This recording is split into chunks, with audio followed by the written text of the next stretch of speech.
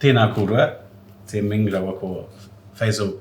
It's awesome to be here to talk about Towards a Grammar of Race, and particularly our contributions within it. This is a kōrero that I think Aotearoa is coming up to speed with in a number of different ways of trying to understand what we mean by race and racism, because they are quite complicated terms and ideas. But ko waio, so I'm Pounamu. We've had some kōrero already, which has been pretty exciting, really. I grew up primarily down south, and my whakapapa's based around the Waikato King Country and Bay of Plenty. So around Whakatāne, which is Ngāti Awa and Ngaiterangi and Tauranga Moana, and then also Ngāti Manepoto, Ngāti Apakura and Tainui in the Waikato King Country. So before we jump in, I just hand over to you two both to introduce yourselves. Kia ora, Faisal. I'm Iraq born. I was born in Iraq and I moved to Jordan with my family, like many Iraqi families, in the 90s. And then we migrated here as part of a chain migration of Middle Eastern migrants and refugees in the late 90s. And I've been here since. So Aotearoa is more or less my home and also the least homely place I know at the same time. Pounamu and I, we go way back in a sense. Dunedin, what was the Sovereignty Movements Bodies Conference. And that was my introduction to this community of activists and scholars here who were kind of working on race and decolonization. And it was also my introduction to this space of tiriti justice, Asta, Moana Jackson, abolition, constitutional transformation. That's where my journey began, I guess, in the sense of doing and working on anti-racism and decolonization and abolition in this context. And so I think that kind of was really formative in the sense of being a scholar, activist, or something in between. And Ming, so many kind of engagements, but never in person. And so this is such a opportunity to actually meet and talk about this stuff. And I think that's what's really cool about this book for me, is that it's brought me into contact with people who have been in proximity to me in some way or another and with whom I've learned and grown. But to actually work on this material thing that comes out as a collaborative product has been such a refreshing and novel honor to do that in our context, which we don't often get to do, right? Yeah, it's been a great connector of these networks that were just waiting to be brought alive, that already existed. Now it's material. Yes, got this object. These are my peeps. Yeah. Kia ora korua. Again, this event and yesterday's event was the first time I met both of you. But I feel like I've known you both as presences in my intellectual life, and in my understanding of activism and living your politics, but also thinking deeply about it in very clever ways, because you're both very clever. We all have PhDs, but none of us are actually working academics. We're all kind of outside the academy, but we kind of step in and out. A little bit about me. I'm Southeast Asian Chinese. The Chinese diaspora is 1,000 years old, and I sometimes like to say it's kind of like that novel 100 Years of Solitude, except it's 800 years and 120, 90 countries, but it's it all comes down to this point where we're all kind of despise each other. But that's maybe overly complicated. I'm Southern Chinese, but from the two opposite parts of China, the southeast and the southwest. I have family all throughout Southeast Asia. My parents are broadly from Malaysia and Singapore, and they came here as part of a skilled migrant recruitment steel of doctors from Southeast Asia and Commonwealth Asia in the 70s, late 60s, early 70s. And so they came in 73 as doctors and were part of this golden generation of very privileged Asians, Indians, Sri Lankans who faced very little structural racism because we were slotted immediately into the middle class and faced no barriers in the labour market. My academic background is that I'm broadly like a race sociologist and a political scientist. And so I was really excited to do a lot of like race nerd stuff for this book because having done a lot of my academic work overseas where race discourse and critical race theory is, I guess, a much deeper tradition, and it's a much deeper part of the fabric of how states and identities are constructed. It's part of the automatic discourse. I could see how the context in Aotearoa was very different, and that we were struggling here to kind of fill a gap in the language that we use to describe the racism that we fight. And so much of what this book does is fill that gap. I was excited after our session yesterday. I had a couple of the attendees came and had a chat to me. They were both women of colour working in the education department of Vic or hereabouts. And they were like, yes, we have been needing this book because so we don't have to rely on overseas texts anymore to teach these issues, and it's grounded in the local context. I'm really happy we could really contribute to that, and it's immediately becoming useful. It's immediately becoming something that people are using as a real tool to grapple and to deconstruct and to take apart our local problems. Yeah, and so much of it is to do with what is race? What are we talking about? And kia ora kōrua for just bringing those insights around what this kohinga kōrero, this gathering of stories has done already. And we've got a diversity of experiences that are brought together in the book. And I think in that way it's so useful to the Aotearoa context because it brings, a grammar, a language that we're able to use in a way that we're all talking about the same thing. Because in Aotearoa we tend to trip ourselves up when we're talking about race and racism because we don't all have shared understandings of what those terms mean, so it can be difficult. And I think on that we just want to mihi to the editors, Siete Kun, Lana Lopesi and Anisha Shankar for the wero, I suppose, that laid down for all of us to contribute something. And as you're saying, something that is immediately useful for, within a university setting because we don't have kind of a single combined book to draw from in having our discussions like this. And the fact that we're having this kōrero here is reflective of that because we're able to bring our various perspectives. And when we were talking yesterday, when we had read each other's chapters, we were very much all talking about the same kind of phenomenon, but just from slightly different angles. But we're all kind of essentially saying the same thing, just from our own nuanced perspectives. So with that in mind, it would be awesome to hear a little bit about your chapters and to go into a bit of detail around what you explored, because the kind of all three of our chapters bring in a number of different quite powerful perspectives, I think, in trying to unpack what it is that we're talking about in a way that's accessible to our whānau, because at the end of the day, if it's not, then we're struggling, we're going to still struggle to have kōrero around race and racism in Aotearoa. So Faisal, maybe we start with you just to unpack what, because you talked about imaginaries and tied in the kōrero around race to that. So it would be great to hear a little bit more about the detail that you went into in your chapter.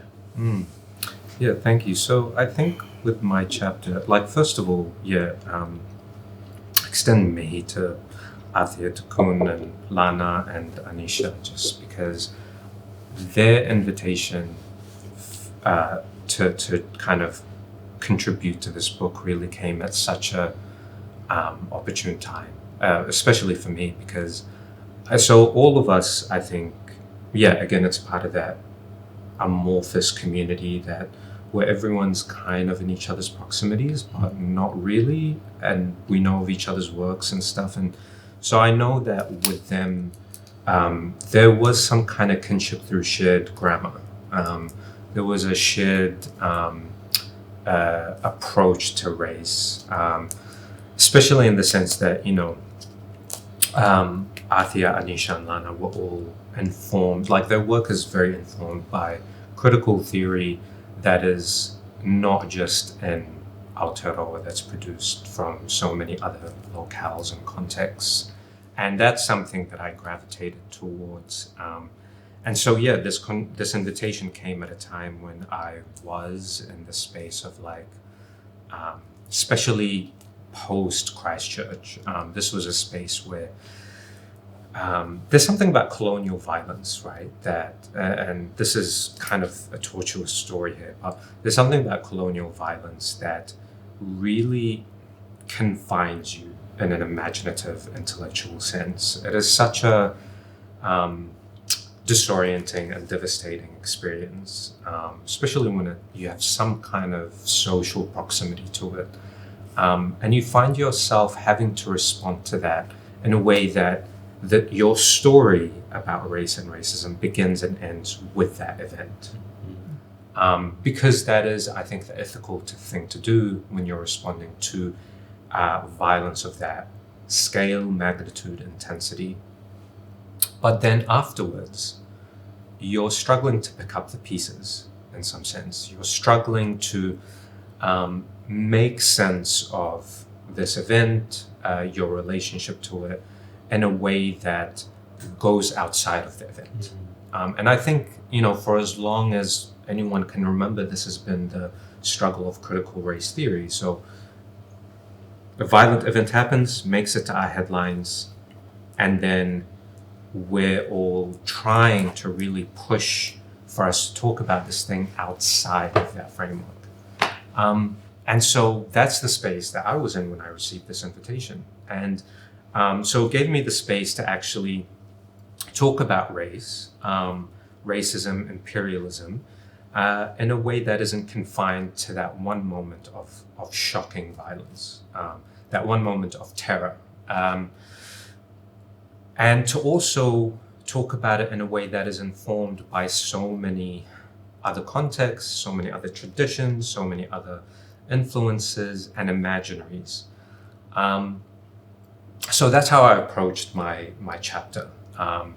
It was anyone reading it can see that I was really working hard to not confine the discussion to a particular identity or locale or instance or event or act or process or relationship.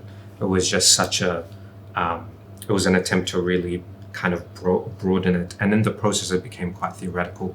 So when it comes to the imagination, the imagination was a way for me to talk about this difference between the racist event or the racializing process and race as a whole, as a totality that goes above and beyond any instance of violence or domination. And I was drawing on works in Marxist theory, cultural theory, Marxist critiques of political economy and capitalism, and drawing on that to try and figure out how to understand race as the imagination of colonialism. And that's probably somewhat strange to say, because at that point it sounds like you're anthropomorphizing colonialism as if it's a living thing with a sentient capacity, with an imagination, and in a way that is the point. It is our own creation as historical actors, but it does take on a life of its own.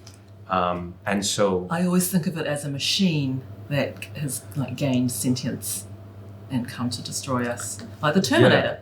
Right? Yeah, precisely. I mean, that's exactly it. That's the kind of imaginary that I'm drawing on. It is a machinery. It's like an automaton, and yet it is also sheer violence. But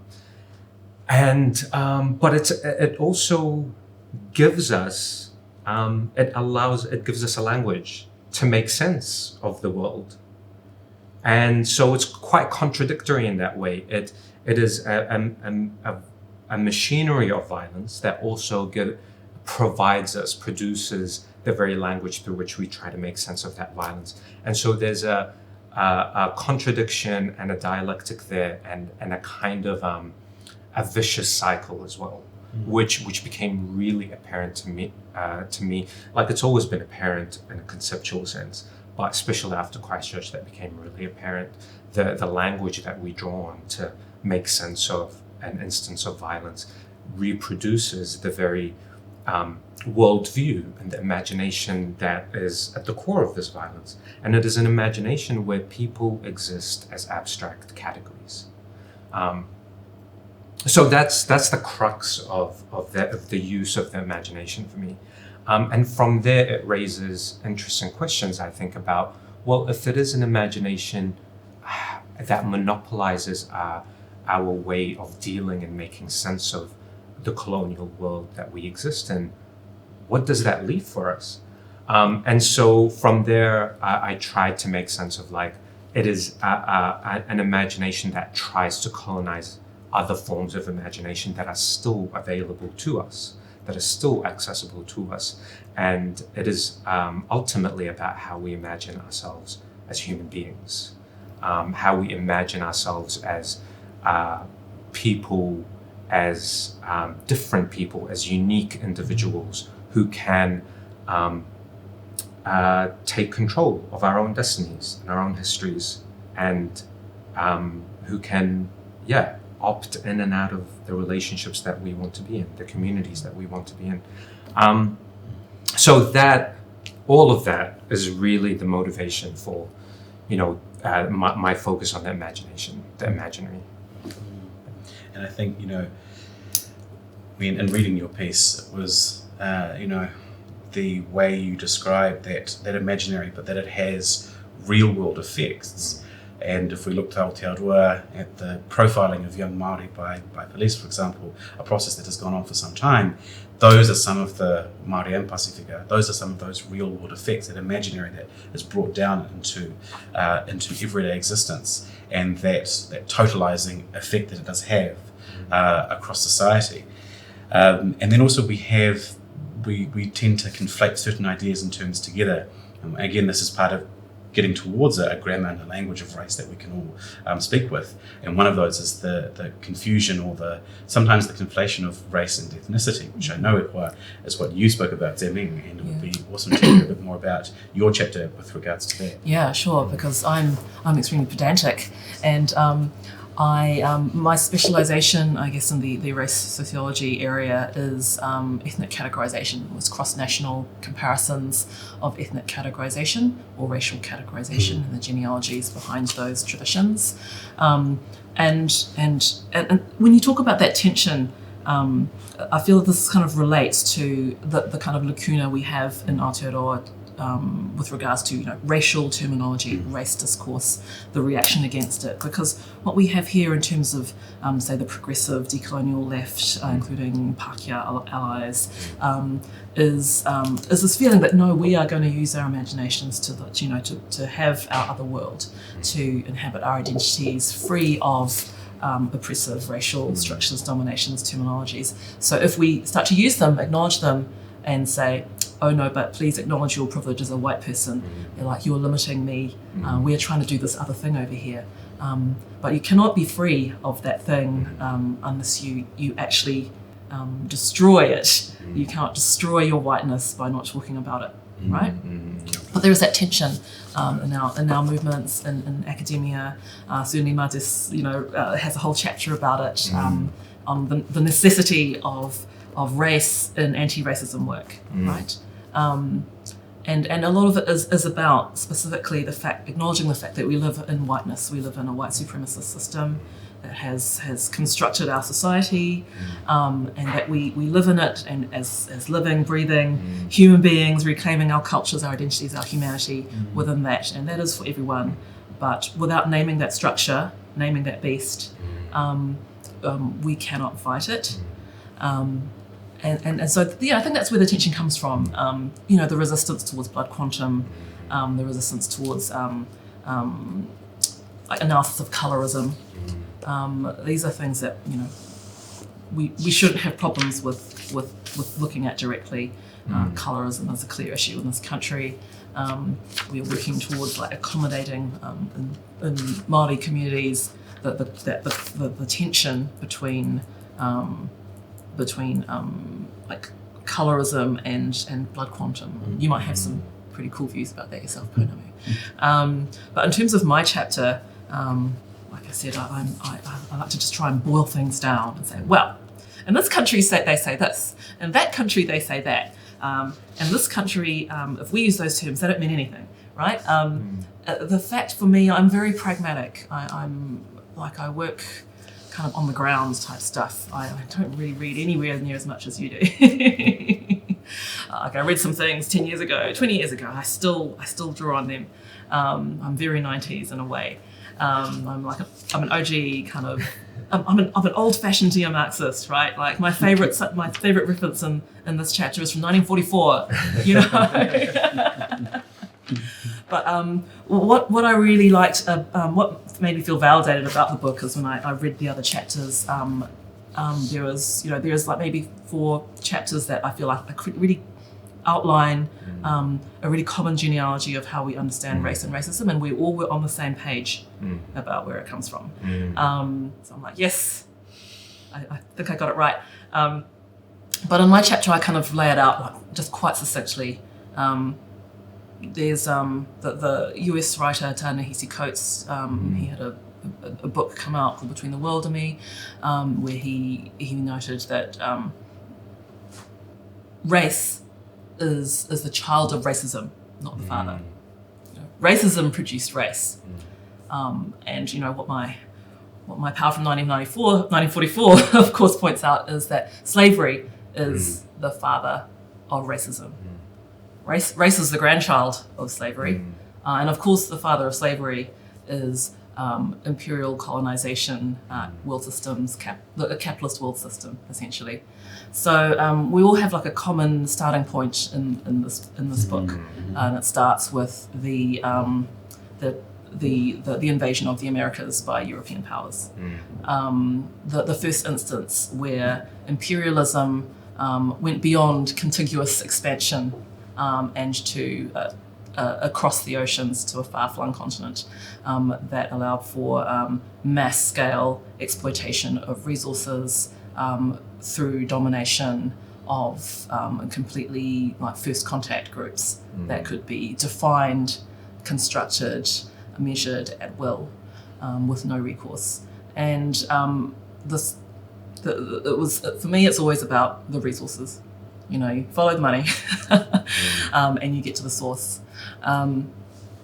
Old-fashioned that way, but the emphasis on structural domination, the emphasis on the structural foundations, the capitalist foundations of imperialist expansion and colonization, which was the engine for the production of race, is a really common strand throughout the analysis of our chapters, and I guess internationally speaking, in terms of critical race theory, that's a consensus in general.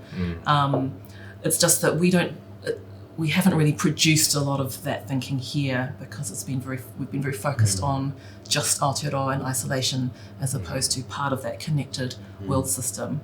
Certainly, say Anisha's chapter outlines that really beautifully, the intimacies between 4 continents held together by a global system of imperialist capitalist racism, where they're held together by this structure, like I've mentioned a few times, in the famous illustration of the rapacious Chinese octopus, grabbing the wahine Māori. But it's really just a projection of white imperialism. Like they're looking in a mirror and they don't like what they see. It's like, oh, it's the rapacious colonizing octopus that reached out over the globe, but also created these spaces for these historical connections between colonised peoples, ones that echo today throughout our collaborations in this book, which I found really moving, actually. Yeah. Kia ora Ming, for, I think, pulling apart some of the complexities when we're talking about race and racism and also ethnicity. But what really stuck with me as you were speaking is the resources that are, so essential to a racialized world and the exploitation of those resources. Follow the money, as you were saying. And I think in my chapter, that's what I try to look at, how this beast of race and racism and the way of understanding the world, as you were saying, Faisal, has these real world implications for Māori. And so in my chapter, what I was trying to show is that today, the majority of Māori don't own their homes.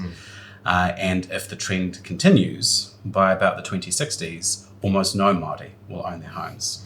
And the big question for me when I was writing this chapter is, how do we be Indigenous in a land when none of our whenua remains, or the majority of our whenua remains in private hands outside of our whānau? It's not to say that is certainly going to happen, because there are movements to try and shift that. But the trends are pretty clear since really the early 20th century. We've had this kind of continual decline. And so as you were both talking, both in terms of how, this abstract concept that has real world implications and that is tied so intimately to resource extraction and exploitation, I've always brought back to whenua, because, what race does is it's a very reductionist kind of process and reducing to those quite base essences that are often manufactured, within the colonial eye. And I think when I look at my research, I'm always confronted by the fact that colonisation was about the theft, acquisition, dispossession of Indigenous lands through whatever means necessary. And there's lots of violent assimilationist policies that have been, tried throughout, the Indigenous and colonial worlds. But in Aotearoa, we have whenua, which in its kind of English translation refers both to what we call land, so the physical soil on which we're standing, but also placenta. So it has that, that nourishing impetus within its core. And that idea of nourishing whenua in perpetuity, because that's our responsibility as the tupuna of tomorrow, for our mokopuna of tomorrow, to make it so that there is something left over for them, but that the land is able to nourish them. But in its very racialized impetuses and overtones, racism and race have reduced, that idea of whenua to a commodity, to just a parcel of land that can be cut up and sold at whim, really, and privatized at whim. And of course, that was the basis, a huge basis for colonization was the acquisition of land. And often, because the Crown, actively engaged in preemption so that only Māori could sell to the Crown. And then with the Crown buying it at very low rates, sold it at exorbitantly high rates to settlers who were coming from primarily the United Kingdom at that time. And so in that you have, because land is life, land and water are life, and our whole civilizations that were here were premised on that, and maintaining our ways of life meant nurturing, lands and, whenua rather, in ways that don't make sense when you're looking at it from a colonial perspective of this parcel of land that is 800 square meters or whatever else. That language does not make sense when we are understanding whenua and kaitiakitanga, or looking after land, and in perpetuity, making sure that our mokopuna have something to live for and are able to be nourished by the land, and in turn they're nourished by it. The challenge, though, that remains is that when we're talking about decolonization, we tend to kind of get a bit lost in the performative aspects of Indigenous cultures. And while those are important, at the end of the day, whenua is a core part of what Māori life has come from, and maintaining that is particularly important. And when I think of all of my mentors, like the late Rangatira Matua Moana Jackson, that was one of his things that he constantly emphasized throughout, is that, how giving land back and ensuring that, because if colonization was the acquisition, then the D of that decolonization surely means that, rematuration of land.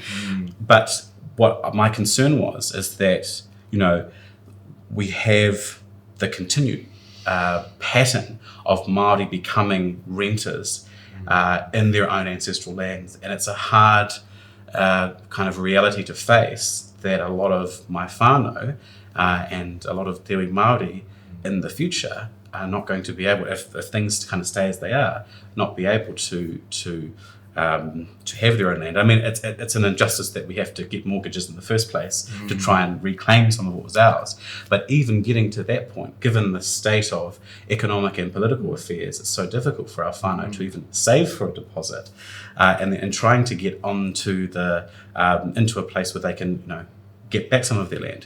So within all of those complexities, race and racism is very clear, and that's how colonization lives and breathes in the present. So what we've been talking about just now, these concepts, these ideas, these forms of domination that emerged from a particular time period, a particular contextual moment, have continued to have real world effects, because the dispossession of Māori land came about because it was assumed that Māori were less than inherently, even though we had some kind of parity. It was considered, Māori and the great chain of being are always going to be less than their European counterparts. And so today what we have is, Māori continuing to be renters and not home owners. And so in the years to come, I worry that that's going to be a solidified reality, because, the numbers keep, the pattern is continuing for, those dropping rates of home ownership. And I think within that is a part of understanding what te tiriti means in our everyday practice, especially in working in a space that is, that we're needing to adopt a decolonial, anti-racist kind of approach. And so on that, it would be great to hear some of your kōrero around what that looks like in your own mahi, and how you've negotiated what that means as well, because how we, this nuanced discussion around what it means being tangata tiriti, as well as the challenges that brings, is an important kōrero to have. So keen to hear, perhaps from you, Zem, to begin with, around that. I'm gonna give you a circuitous answer, if you don't mind, because what kind of strikes me about your chapter in terms of the kaupapa of the book about racial concepts and terminologies is that you're talking about the centuries long impact of structural racism, of white supremacy, dating from the 19th century in Aotearoa, right? And these are the impacts. But we also these are the class-based, resource-based impacts. As we construct our identities as Asians in Aotearoa, is also intrinsically connected to class. And in my chapter itself, which is called Black Asian, White Asian, I look at how East Asians in particular, because I am one, even though I'm Southeast Asian, ethnically, racially, I'm East Asian. I'm yellow. I'm just gonna be straight up. That's what we say, right?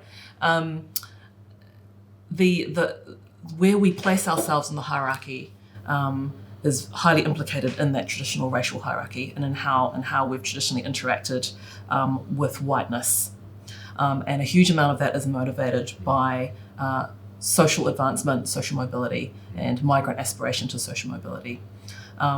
I look in my chapter, it's sort of two comparative, it's a cross-national comparison in a way of the concept of being politically black in the UK. It was I would say historical now. It was kind of 60s to the 60s to the 80s or thereabouts. This it was a political identity for South Asians. That's Pakistanis, Indians, Bangladeshis in the UK. It came out of being assigned or racialized as being called black, basically being called black, being called slurs associated with black people by racist society, who had imported these populations as working class migrant labour post-war. And the fact of it being working class migrant labour is really crucial to this equation, to fill labour gaps, to drive buses, to work as hospital orderlies, work in factories. And through those class relationships, South Asians built up relationships of solidarity with Black people, who also came in at the same time for the same reasons from the colonies, as part of those intimacies of the four continents. They all come together in London, you know? And it was a political identity of solidarity. It was a very working class identity, which is fragmented over time. But it was fascinating to me to, when I lived in the UK, to not even be labelled as Asian, because Asian in the UK, racially, it's got a racial visualization, right? You say Asian in the UK, you mean brown person. Here and in the US, you say Asian, and the racial perspective of it is a yellow person. A book has, like, a title's just been announced for like a prominent US Asian American academic I follow called Oya Poon. It's just she just tweeted about it today. It's called "Asian is Not a Color," and in Aotearoa we say, well, no shit, because we come from a culture ethnicity discourse, whereas in the US they're very overtly, they're rooted in a racial discourse, and they're struggling to assert complex identities arising out of that limiting category of being yellow Asian. Whereas we're coming from the other direction. I'm saying, well, we actually have to acknowledge that we're yellow Asians, like the yellow Asians have to acknowledge that we're yellow Asians and that we're implicated in a strange relationship with whiteness, because we'll never be assigned Black, we'll never be assigned politically Black, so we're just too white.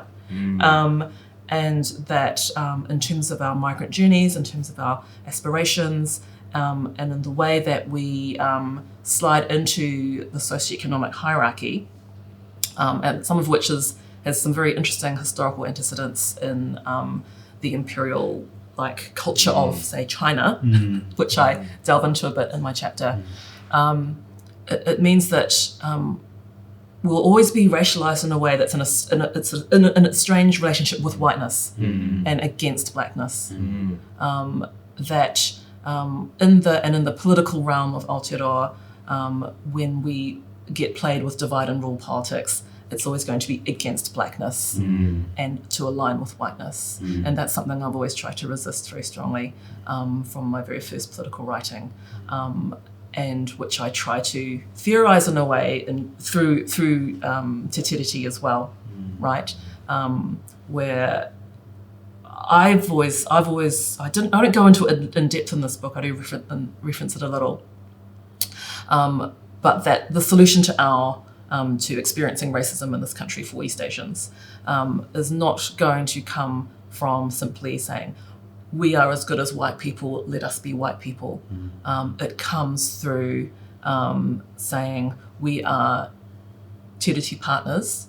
We have the same status as white people, because under the Tiriti, we are all tauiwi and we will have the same relationship with Māori, and we will have that relationship directly, and we don't need it to be mediated by a white supremacist society in a white-dominated culture, because it's like a neutral legal document that is between two nations, right? And our nation is represented by the Crown.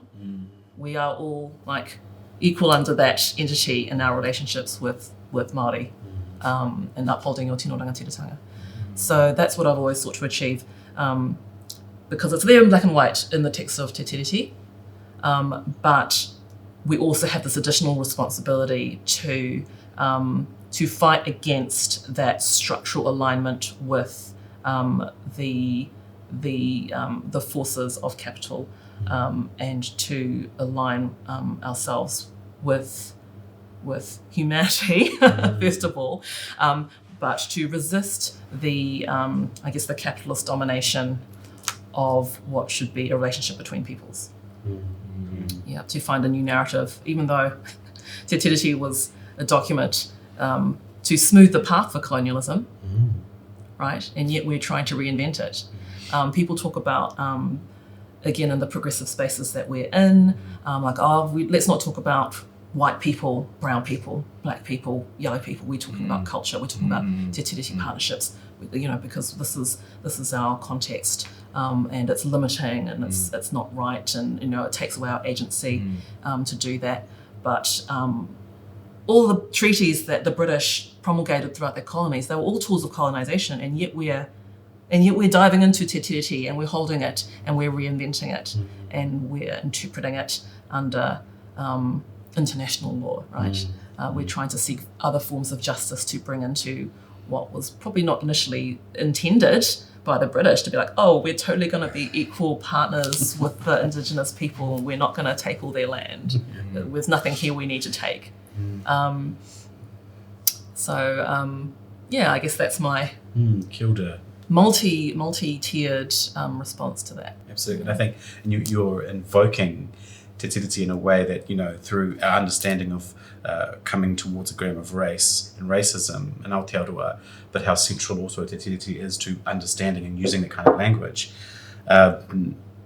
And within that, you also mentioned some of Faisal's work around the ethic of whakawhanaungatanga, as opposed to, a state-mediated relationship, which has typically been the case, especially between Māori and our Māori communities and our Chinese whānau as well, epitomised in the octopus, the caricatured octopus cartoon that we all kind of studied in third form social studies that you mentioned before, Ming. But pihi o whakaaro, Faisal, so give us a bit of a kōrero around that in relation to te tiriti and moving away from a state-brokered relationship between Te Ao Māori and tauiwi partners. Yeah, so there are so many things there, but diving into the area of te tiriti and just going off of what you were saying to Ming about it, there's so much there that's thought-provoking because, thinking about the historical moment in which the treaty was signed and as a kind of so-called consensus between indigenous population and imperial power, there were so many other treaties being signed at the same time. Like there was the famous Guangzhou Treaty that gave permission to Chinese migrants to travel, indentured labor, and effectively slaves to travel across the empire, and that's what allowed Chinese gold miners to be here in the first place, right? So there was not so much an intentional strategy, but there was an imperial coordination that allowed that intimacy between four continents to come into being, to bring labor and land together for the purposes of empire. And so the history of the treaty is necessarily a contradictory and checkered one. And I think when we try to deploy or harness the treaty for decolonial and anti-racist work, we must necessarily do it in a strategic sense, in a sense that recognizes that history and that there are limits to what we can do, and that there are different strategies for how we can employ it for decolonial and abolitionist work. Because at the end of the day, there's also that it needs to be a recognition that I think the way I see it is through the lens of internationalism, because the treaty is, after all, an international agreement between two different sovereign nations, regardless of how the British saw it at the time, regardless of how Pākehā continue to see it. It is a treaty with a sovereign nation. And that, I think, gets brushed aside, even in so-called progressive spaces, like we've been talking about. So to acknowledge that when we try to harness the treaty, when we engage in te tiriti discourse and te tiriti justice and constitutional transformation, we are engaging in a form of internationalism. And I think there's something powerful there, because we can also try and think about it in the longer trajectory of internationalism across the 20th and 19th centuries, where nations across the world, particularly across the global south, particularly indigenous nations, were forming alliances. And many people talk about this in our context. Robbie Shillian in the Black Pacific talks about this. Tracy Banavanuama talks about this in Decolonization in the Pacific. These alliances, these very robust forms of internationalism are there for us to mobilize. And I think that's really powerful, and it would be such a missed opportunity if we kind of continue to engage in treaty discourse as if it's a kind of, sorry to be blunt, but like as just a historical document that is conveniently there for us to kind of, access social recognition or social mobility as progressives in some way or another, as the good tauiwi or the good migrants, because that ends up being, the way you describe it, a form of honorary whiteness in and of itself. And so I think, linking it to these radical histories that are available to us and accessible. And what I also really love about your corridor just before is, recognizing that these identities that we acquire just by being here are a form of social currency, right? They are not ideal, but we can try to use them and mobilize them in a strategic sense. This idea that, that you're yellow or brown or so-called Muslim or whatever, these aren't, I don't necessarily want to see them as some kind of internal essences that we engage in some kind of esoteric kind of mindfulness in the way we engage these anti-racist conversations. They are strategic social currency that we can appropriate to form alliances. Strategic essentialism is like, Asians got to do that because have you seen how big Asia is? Totally. And like, even in the Chinese diaspora, we all already kind of hate each other. We practically got to do strategic essentialism. We practically have to do strategic essentialism just to be Chinese because we're from so many different places. And we don't even speak the same languages. Totally. And the things that we have in common are often like specifically racialized things, literally like color-based, phenotype-based racism. And we can't lose sight of that. Absolutely. And I remember just seeing all the kind of toxic left, liberal, progressive stuff around, like, forgive me for this, like, really kind of basic and banal anecdote, but I remember seeing this recently when Palestinians from the West Bank have been kind of trying to mobilize attention and recognition around the kind of blitzkrieg that Israel's currently launching. And one of the responses was like, well, I don't know why Palestinians say this while also using Israeli currency. That seems so counterproductive to their struggle, and that to me is so kind of reflective of this myopia around using things like racial identity, because there's a parallel there. It's like, why do you use money if you're an anti-capitalist? Well, it's a form that's there. It's a performative materialization of capitalist imagination that we have to use because it's become socially necessary. It's colonized so many aspects of the world.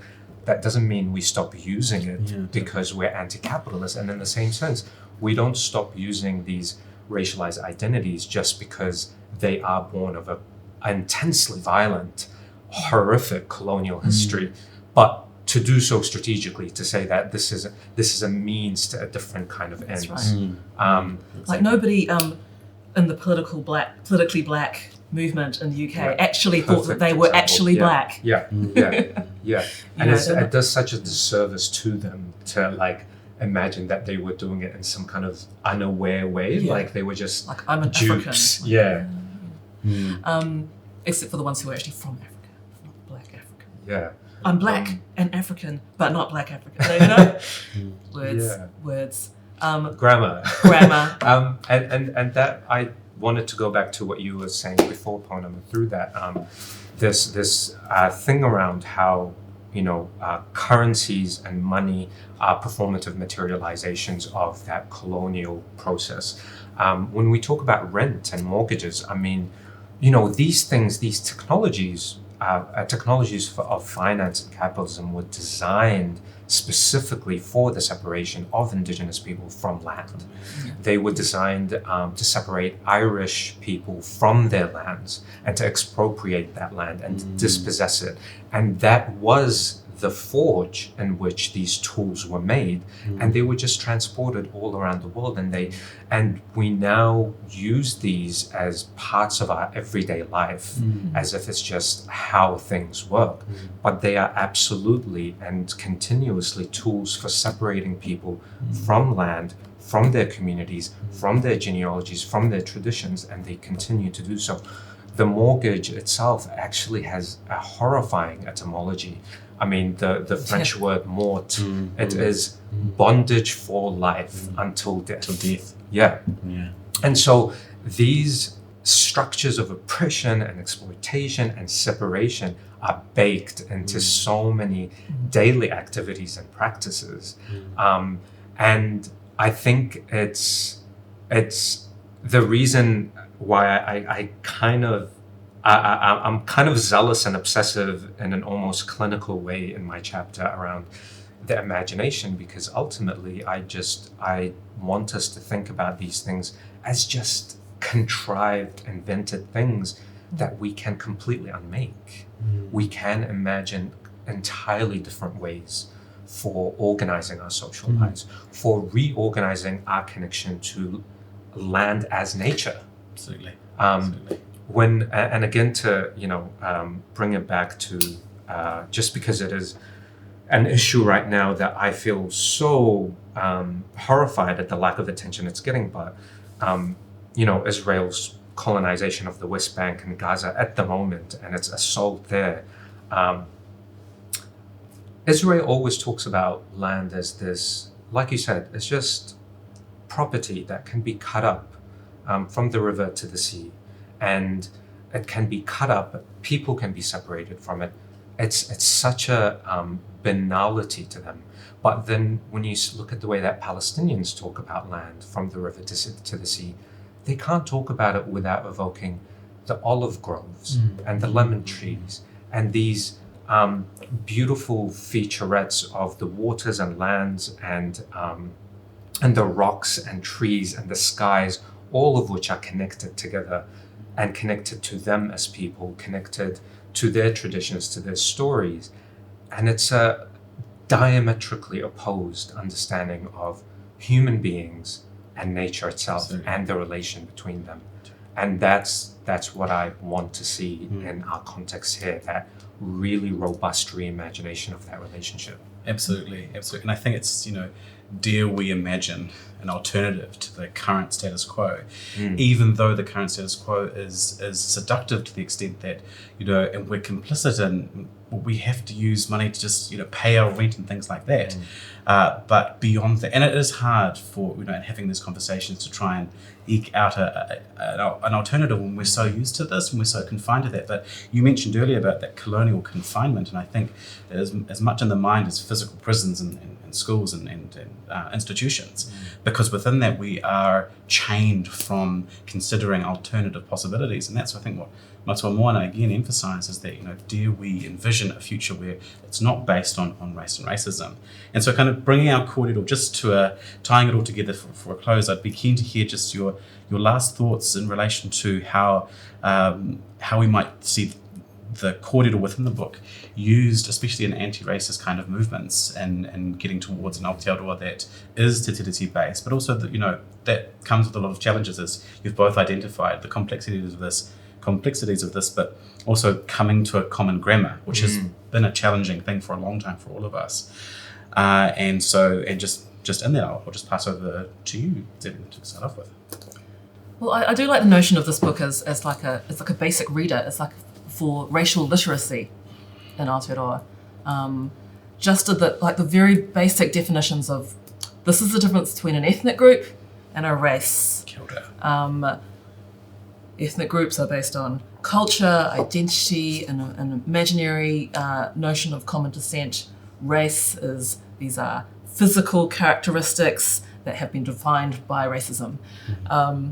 One is part of a machine of imperialism that we live in, and the other is how we actually feel ourselves within that machine. And you know, I think probably my chapter isn't as incredibly visionary, basically, as Faisal's chapter. I'm much more like the school mom saying, well, this is how you spell that, and this is how you spell that. And maybe we can get past this bullshit if we learn to read first. My hope is that, I feel that for the Chinese or for the East Asians in Aotearoa, we're so kind of tightly tied to these processes. We've invested so much into white proximity, and I feel like I invested so much mental energy into the chapter that I just wanted to find out ways to let go. How do we let go of this white supremacist structure that we've somehow grown onto like barnacles? You know, how do we prize ourselves away and return to the moana? You know. Kia ora, kia ora tēnei. And kia koe, Faisal. I absolutely love that metaphor. You know, how do we prize ourselves out of that structure and go back to the moana?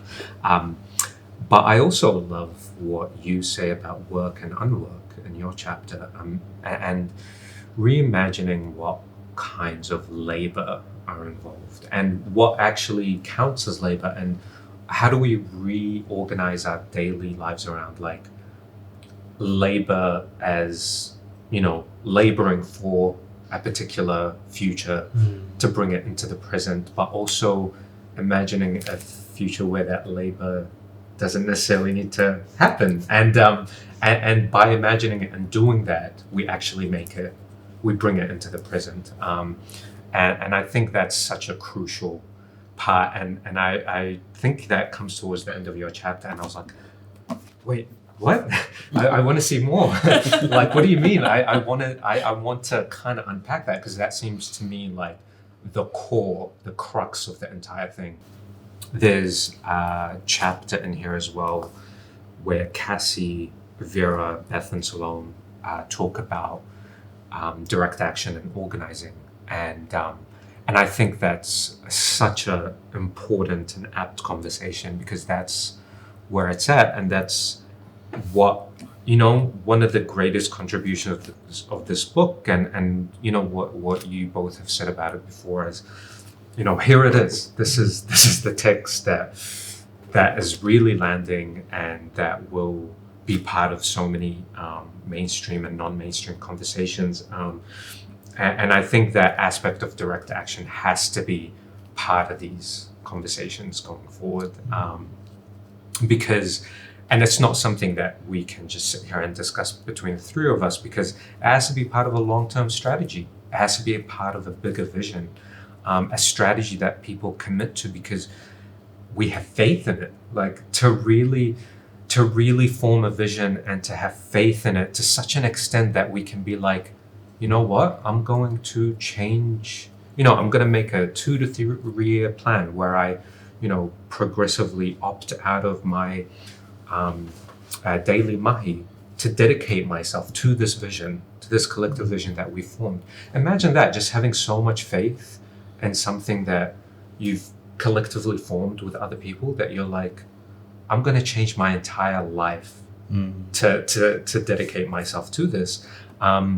That's something that I don't know if I see much of, at least in my immediate communities, and that's something that keeps me optimistic that maybe we can be a part of that. You know, to have so much faith that you're like, okay, I'm done with this mahi, I'm done with institutions, I'm done with the career path. I'm going to completely invest myself to this. And that's what I see coming out of some of these conversations.